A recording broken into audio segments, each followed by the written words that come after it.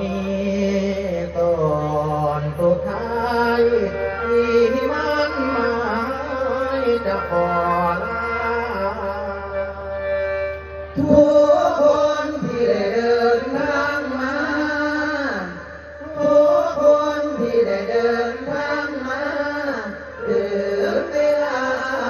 สมควรแล้วถึงเวลาสมควรแล้วพวกลูกหลานที่ได้เดินทางมาพวกลูกหลานที่ได้เดินทางมา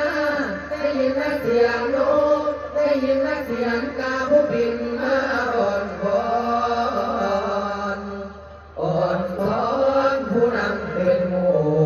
โอแม่เรือคู่จะได้กลับมาลาแล้วแก้วตาลาแล้วแก้วตาจากกันนะสถานคนฟังจากใจ